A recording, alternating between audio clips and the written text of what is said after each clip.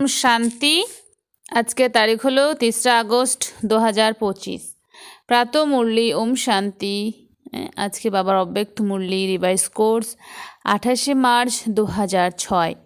আজকের অব্যক্ত মুরলির হেডলাইন হলো বিশ্বের আত্মাদের দুঃখ থেকে নিষ্কৃতি দেওয়ার জন্য মনসার সেবা বাড়াও, সম্পন্ন আর সম্পূর্ণ হও।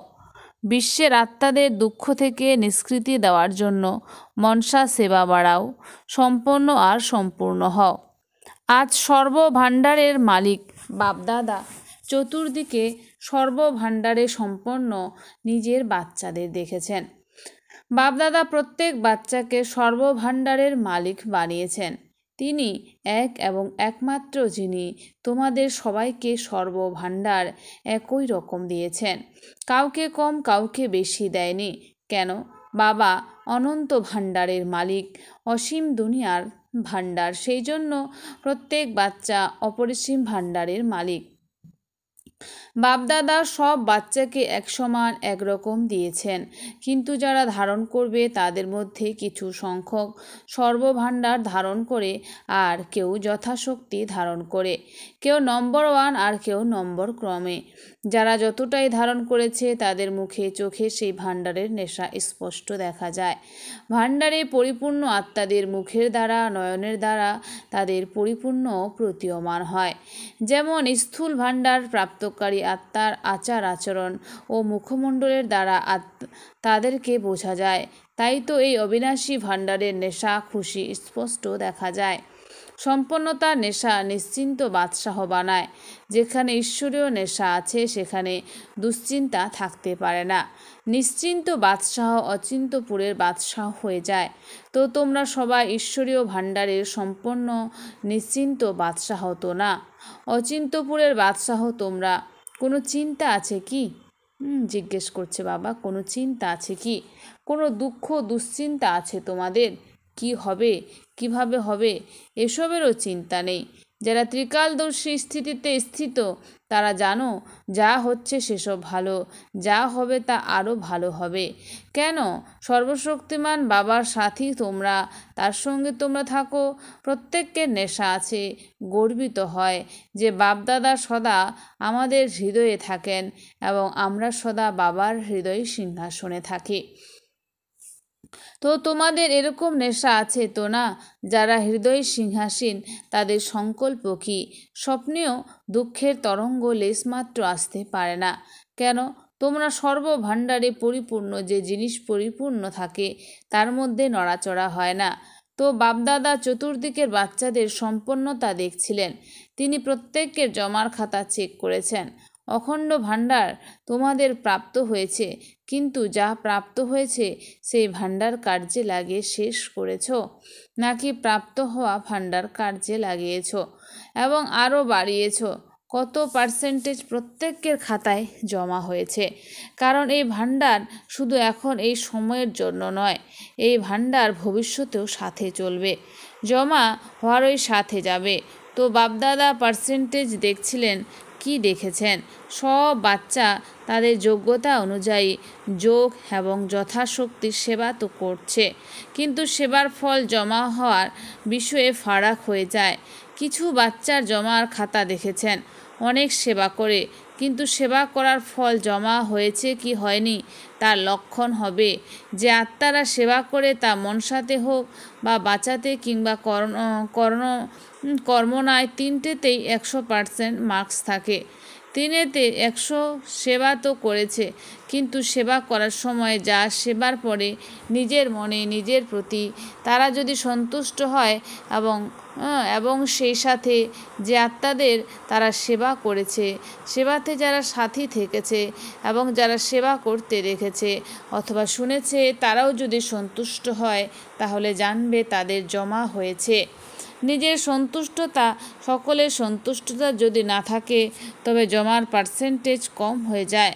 যথার্থ সেবার বিধি আগেও তোমাদের বলা হয়েছে। 3 বিষয় যদি বিধিপূর্বক হয় তবে জমা হয়। বলা হয়েছিল 1 নিমিত্ত ভাব, 2 নিরহংকারের ভাবনা, তিন নির্মল স্বভাব ও নির্মল বাণী। ভাব, ভাবনা আর স্বভাব বল যদি এই তিন বিষয়ের একটা বিষয়ও কম হয়, যদি একটা হয়েছে অন্য দুটো হয়নি, দুটো হয়েছে একটা হয়নি, তবে সে দুর্বলতা জমার পার্সেন্টেজ কম করে দেয়। সুতরাং 4 সাবজেক্টে নিজেকে নিজে চেক করো। 4 সাবজেক্টে আমার খাতা জমা হয়েছে কেন? বাপদাদা দেখেছেন যে 4 বিষয়ে তিনি যা বলেছিলেন, ভাব ভাবনা সে অনুযায়ী অনেক বাচ্চা সেই 4 বিষয়ে অনেক সেবা সমাচার লিখেছে, কিন্তু তাদের জমার খাতা কম। সব ভাণ্ডার চেক করো। জ্ঞানের ভাণ্ডার অর্থাৎ যে সংকল্পই করেছো, যে কর্মই করেছো তা নলেজফুল হয়ে করেছো, সাধারণ হয়নি তো। যোগ অর্থাৎ সর্বশক্তির ভাণ্ডার পরিপূর্ণ হতে হবে। যোগ অর্থাৎ সর্বশক্তির ভাণ্ডার আমাদের পরিপূর্ণ হতে হবে। সুতরাং চেক করো প্রতিটি দিনের রোজানাময় সময় অনুসারে যে শক্তির আবশ্যকতা রয়েছে সেই সময় সেই শক্তি অর্ডারে ছিল। মাস্টার সর্বশক্তিমানের অর্থই হলো মালিক। এমন নয় তো যে সময় চলে যাওয়ার পর শক্তি ব্যবহারের ভাবনাতেই থেকে যাবে। যদি সময় মতো অর্ডারের শক্তি ইমার্জ না হয়, যদি একটা শক্তি অর্ডারে না চালনা করতে পারো, তবে নির্বিঘ্ন রাজ্যের অধিকারী কিভাবে হবে? তো শক্তির ভাণ্ডার কত জমা হয়েছে? তো বলছে শক্তির ভাণ্ডার কত জমা হয়েছে। সময় মতো যা কার্যে প্রয়োগ করা যায় সেটাই জমা হয়। তোমরা নিরন্তর চেক করে চলেছ তোমাদের জমার খাতা কি। কেননা বাপদাদার সব বাচ্চার প্রতি অতিশয় ভালোবাসা রয়েছে। বাপদাদা এটাই চান যে সব বাচ্চার জমার খাতা পরিপূর্ণ হোক। ধারণাতেও ধারণার লক্ষণ হলো সব কর্ম গুণ সম্পন্ন হবে। যে সময় যে গুণের প্রয়োজন আছে সেই গুণ মুখে ও আচার আচরণে ইমার্জ রূপে যেন দৃশ্যমান হয়। যদি কোনো গুণের খামতি থাকে, মনে করো কর্ম করার সময় সরলতার গুণ আবশ্যক, মধুরতা আবশ্যক হয় তা বলে বা কর্মে, সেখানে যদি সরলতা মধুরতার পরিবর্তে সামান্যতম আবেগ বা ক্লান্তির কারণে মধুর না হয়, বোল মধুর নয়, মুখ মধুর নয়, সিরিয়াস হয়, তবে গুণ সম্পন্ন তো বলা যাবে না। তাই না? সার্কামস্ট্যান্স যেমনই হোক, কিন্তু আমার যে গুণ আছে সেই গুণ ইমার্জ হওয়া উচিত। বাবা এখন শর্টে বলেছেন সেবা এরকমই। সেবাতে সেবাদারির সবচাইতে ভালো লক্ষণ হলো সে নিজেও সদা হালকা, লাইট আর প্রসন্নতা প্রতীয়মান হয়। সেবার ফল খুশি। যদি সেবা করার সময় খুশি গায়েব হয়ে যায়, তবে সেবার খাতা জমা হয় না।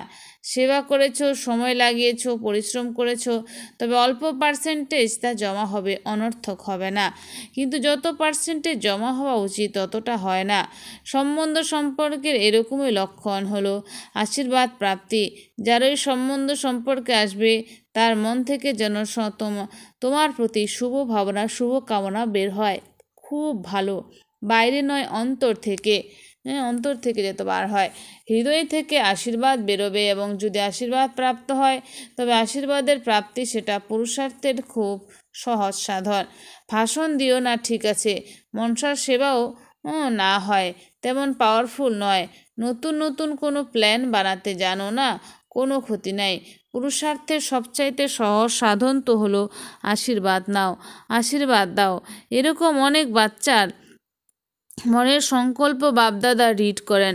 কিছু বাচ্চা সময় অনুসারে, সার্কামস্ট্যান্স অনুসারে বলে থাকে, যদি কেউ খারাপ কাজ করে তবে তাকে আশীর্বাদ কিভাবে দেব?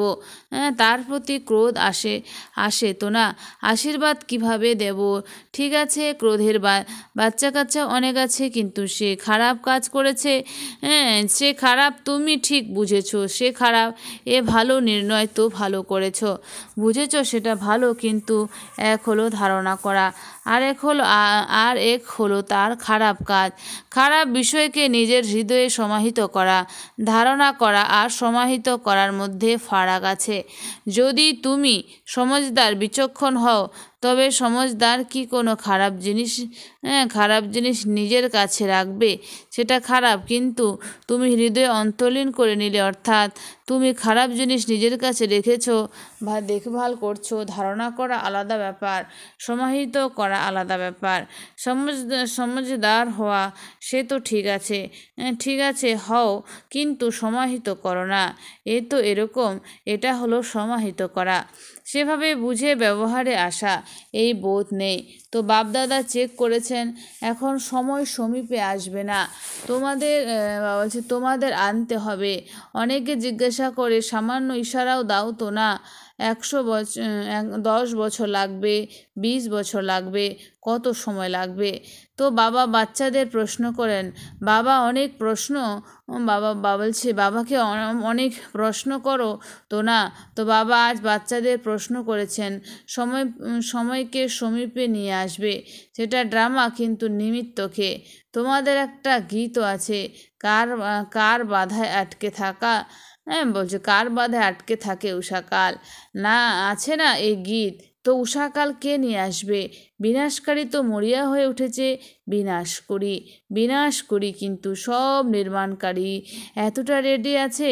যদি পুরনো শেষ হয়ে যায়, নবনির্মাণ না হয়, তবে কি হবে? সেই জন্য বাপদাদা এখন বাবার পরিবর্তে টিচারের রূপ ধারণ করেছে। তিনি হোমওয়ার্ক দিয়েছেন তো না, হোমওয়ার্ক কে দেন? টিচার। লাস্টে সদ্গুরুর পাঠ। তো নিজেকে নিজে জিজ্ঞাসা করো, সম্পূর্ণ স্টেজ কতটা তৈরি হয়েছে? আওয়াজের ঊর্ধ্বে অথবা আওয়াজে আসা দুই সমান হয়েছে।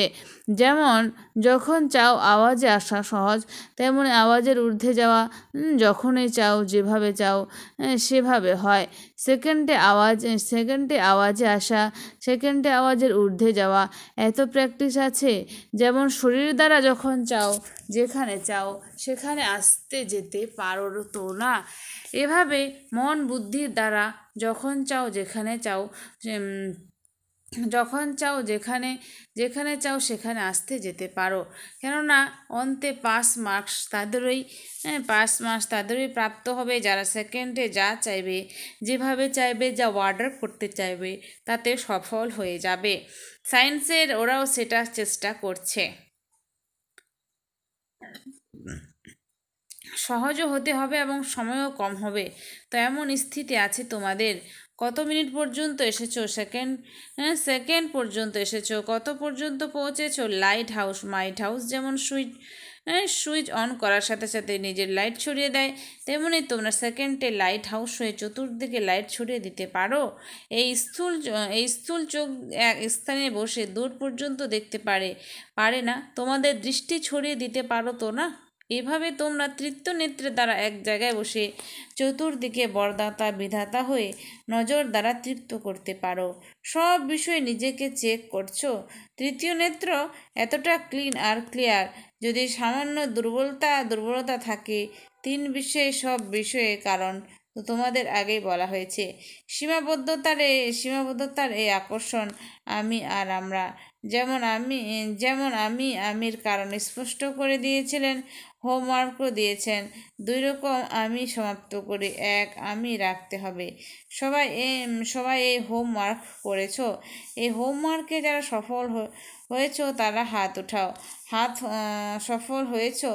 বাপদাদা সবাইকে দেখেছেন। এভাবে সাহস বজায় রাখো, ভয় পেও না। এটা ভালো, অভিনন্দন পাবে। অনেক অল্প আছে, করেছো তো হাত উঠাও। এই টিভিতে হাত দেখাও, পিছনেও দেখাও, খুব অল্পই হাত তুলেছ। এখন কি করবে? সবারই নিজের প্রতি হাসিও আসছে। আচ্ছা, দ্বিতীয় হোমওয়ার্ক ছিল ক্রোধ ছাড়তে হবে। এটা সহজ তো না? তো ক্রোধ কে ছেড়েছে? ক্রোধ করনি এই কদিনে? এই ব্যাপারে অনেক হাত তুলেছে। এক্ষেত্রে কিছু বেশি আছে। যারা ক্রোধ করনি তাদের আশেপাশে যারা আছে তাদেরও জিজ্ঞাসা করা হবে, সংকল্পে মনে ক্রোধ এসেছে? ঠিক আছে, তবুও তোমাদের অভিনন্দন। যদি মনে এসেছে, মুখ থেকে করনি, তবুও অভিনন্দন। খুব ভালো। তো তোমরাই দেখো, রেজাল্টের হিসেবে স্থাপনের কার্য শখে সম্পন্ন বানানো নিজেকে সম্পন্ন বানানো এবং সকল আত্মাকে মুক্তির উত্তরাধিকার প্রাপ্ত করানো, এটা সম্পন্ন হয়েছে। নিজেকে জীবন মুক্তির স্বরূপ বানানো আর সকল আত্মাকে মুক্তির উত্তরাধিকার প্রাপ্ত করানো, এটা হলো স্থাপনকর্তা আত্মাদের শ্রেষ্ঠ কর্ম। তো বাপদাদা সেই জন্য জিজ্ঞাসা করেছেন, যেসব বন্ধন থেকে মুক্ত জীবনমুক্ত হওয়ার স্টেজে এই সঙ্গমেই পৌঁছাতে হবে, নাকি সত্যযুগে পৌঁছাবে? সঙ্গম যুগে সম্পন্ন হতে হবে, নাকি সেখানেও রাজযোগ করে শিখতে হবে? সম্পন্ন এখানে হতে হবে তো না, সম্পূর্ণ এখানে হতে হবে। সঙ্গম যুগের সময়ও সর্বাধিক বড় ভাণ্ডার। তো কার কার বাধায় থেমে আছে উষাকাল? বলো তো বাপদাদা কি চান? বাবার আশার দীপক বাচ্চারা, সেই জন্য নিজের খাতা ভালো করে চেক করো।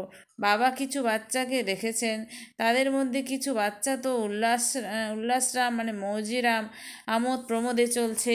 যা হয়েছে সেটা ভালো, এখন তো স্ফূর্তি করে নাও। সত্যযুগে কে দেখবে, কে জানবে? তো জমার খাতার আনন্দ লাল বলো বা উল্লাস রাম বলো, এরকম বাচ্চাদেরও দেখেছেন। এখন স্ফূর্তি করে নাও, অন্যদেরও বলে আরে কি কি করার আছে, মজা করো, খাও দাও, মজা করো। তো এরকম অনেক আছে, নিজে মজা করো, অন্যকে বলে করে নাও মজা। বাবাও বলেন করে নাও, যদি অল্পতে তুষ্ট হও তো অল্পতে তুষ্ট হয়ে যাবে। অল্পতে তুষ্ট হও তো অল্পতে তুষ্ট হয়ে যাও। বিনাশী সাধনের আনন্দ মজা অল্পকালের জন্য হয়। সদাকালের আনন্দ ছেড়ে যদি অল্পকালের সুবিধার মজাতে থাকতে চাও, তবে বাপদাদা কি বলবেন, ইশারা দেবেন আর কি করবেন? কেউ হীরের খনিতে গিয়ে দুটো হিরে নিয়ে যদি খুশি হয়ে যায়, তবে তাকে কি বলবে? হীরের খনিতে দুটো হিরে খুশি, তাকে কি বলবে? তো এরকম হয়েও না, অতীন্দ্র সুখের আনন্দের দোলায় দোলো, অবিনাশী প্রাপ্তির দোলায় আনন্দে দোলো। ড্রামাতে দেখো মায়ার পাঠও বিচিত্র। এই সময় এমন এমন সাধন বের হয়েছে যা আগে ছিল না, কিন্তু বিনা বিনা সাধনেও যারা সাধনা করেছে, সেবা করেছে, সেই এক্সাম্পল সামনে রয়েছে তো না। এই সব উপকরণ ছিল, কিন্তু সেবা কত হয়েছে, কোয়ালিটি বের হয়েছে না? আদি রত্ন তো তৈরি হয়ে গেছে, তাই না? এসব সাধনের আকর্ষণ, সাধনসমূহ ইউজ করা রং, সেটা বাবা বলেন না, কিন্তু সাধনা তুলে সেখানে মেতে ওঠা, এটাকে বাপদাদা রং বলেন। উপকরণ সাধন জীবনের উন্নতি করার সুযোগ সুবিধা নয়, আধার নয়। সাধনা আধার যদি সাধনার পরিবর্তে উপকরণকে আধার বানায়, তবে রেজাল্টে কি হবে? সাধন বিনাশী, রেজাল্ট কি? সাধনা অবিনাশী, তার রেজাল্ট কি হবে?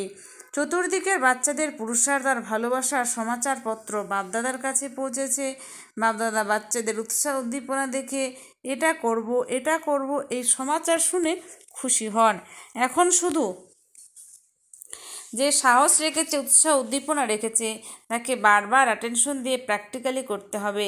সব বাচ্চার প্রতি এটাই বাপদাদার হৃদয়ের আশীর্বাদ এবং সংকল্প বল এবং কর্মের সম্বন্ধ সম্পর্কে সম্পন্ন হওয়া।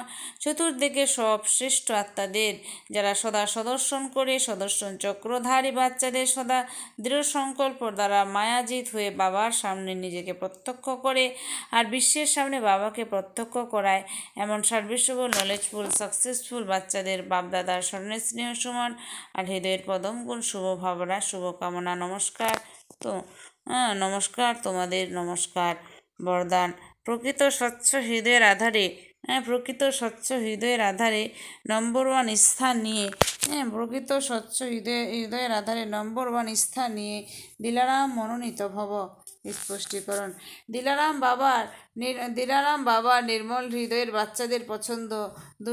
দুনিয়ার মাথা যদি নাও থাকে, কিন্তু নির্মল স্বচ্ছ হৃদয় যদি থাকে, তবে নম্বর ওয়ান নিয়ে নেবে। কেননা মাথা তো বাবা এত বড়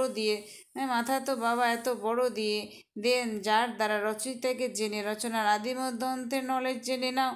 সুতরাং প্রকৃত নির্মল হৃদয়ের আধার দ্বারাই প্রকৃত নম্বর ওয়ান হও, সেবার আধারে নয়। প্রকৃত হৃদয়ের প্রভাব হৃদয় পর্যন্ত পৌঁছায়।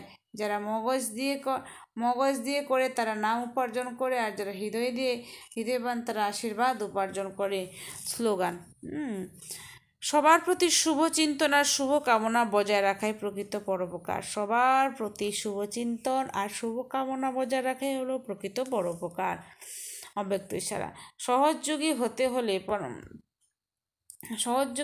হলে পরমাত্ম প্রেমের অনুভবী হও। যে বাচ্চারা পরমাত্ম ভালোবাসায় সদা লভলীন থাকে, ডুবে থাকে, তাদের প্রভা আর প্রখরতা অনুভূতিতে কিরণ এত শক্তিশালী হয়, যে কোনো সমস্যা আছে আশা তো দূর, এমনকি চোখ উড়িয়েও দেখতে পারে না, তাদের কখনো কোনো রকমের পরিশ্রম হতে পারে না। আচ্ছা, ওম শান্তি। ধন্যবাদ বাবা আজকের এই সুন্দর মিষ্টি মূল্যের জন্য।